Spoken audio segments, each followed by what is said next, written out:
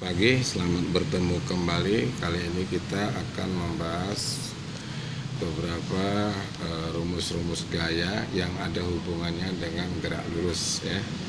Nah, sebelum kita lanjut membahasnya, saya mengingatkan jangan lupa untuk menekan tombol subscribe agar Anda tidak terlewatkan dan Anda menjadi orang yang paling beruntung untuk mendapatkan notifikasi setiap kali ada video-video terbaru yang saya upload. Oke, kita lanjut. Contoh soal, oke. Sebuah benda dengan massa 0,6 kg bekerja gaya sebesar 12 Newton. Berapakah percepatan benda tersebut? Nah, jadi kalau kita lihat dari monitor ya, di layar Anda dapat Anda lihat sendiri ada satu gaya yang bekerja terhadap benda yang 0,6 kg tadi. Maka langsung pakai saja rumusnya F sama dengan M kali A. Kita tidak menggunakan sigma. Kenapa? Karena cuma satu gaya yang bekerja.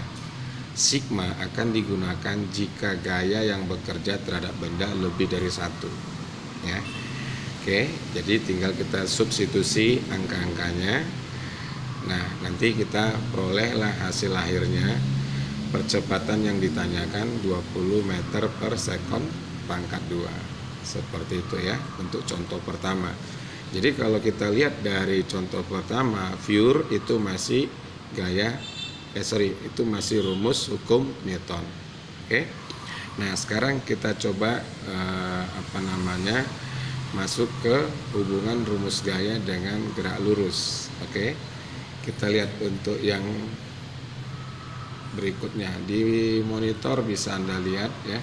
Sebuah benda dipercepat 3/4 meter per sekon pangkat 2 dari keadaan diam. Ini. Oke. Berapakah kelajuan pada akhir detik ke-6? Nah, jadi dari sini dia sudah kasih tahu percepatannya 3/4. Dan awalnya dia diam, kemudian detik ke-6 itu kecepatannya jadi berapa. Nah, jadi kalau kita sudah bisa menginventarisirnya, maka boleh kita gunakan rumus berikut.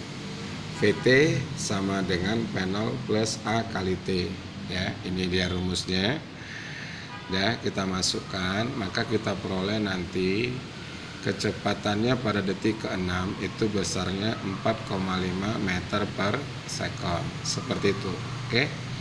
Nah, kita lanjut nomor berikutnya. Nah, ini dia. Selama ini kan bisa jadi Anda itu disuguhkan soal-soal tentang hukum Newton dan lain sebagainya dalam bentuk cerita. Nah, sekarang bagaimana kalau dia berbentuk grafik seperti yang bisa Anda lihat di monitor? Pertanyaannya begini, berapakah kelajuan batu bata setelah jatuh bebas selama 3 sekon? Nah, ditampilkan dalam bentuk grafik seperti Anda lihat. Oke, jadi berapakah kelajuan batu bata setelah jatuh bebas selama 3 sekon?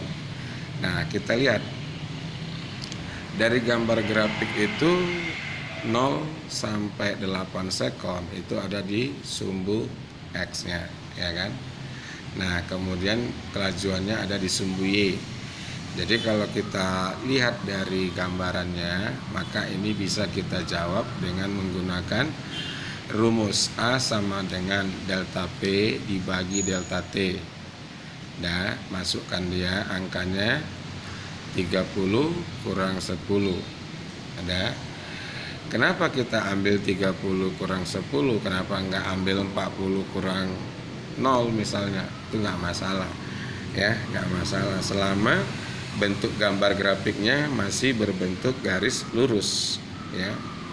Jadi bisa kita buat 30 kurang 10, kemudian waktunya 6 kurang 2 ya. Kenapa kita ambil 6 dan 2? Karena kan detik ketiga itu ada terletak di antara 2 dan 6. Seperti itu. Nah, jadi kita dapati percepatannya itu 5 meter per sekon pangkat 2. Nah, saat 3 sekon, nah gunakanlah rumus GLB-nya. Ya. Ini dia. Jadi kita masukkan PT sama dengan P0 plus A kali T. Nah, di sini tinggal kita substitusi, dapatlah kita kecepatannya setelah 15 detik itu besarnya 15 meter per second. Oke. Nah, untuk lebih memantapkan, saya ada kasih tugas ya. Tugas ini boleh dikerjakan, nanti dikumpulkan di ruang Google Class ya. Nah, coba ya, perhatikan saja. Saya akan tampilkan di monitor. Nanti silakan dicatat ya. Kemudian selesaikan dia.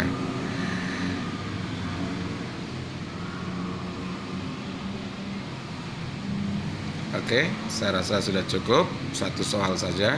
Terima kasih.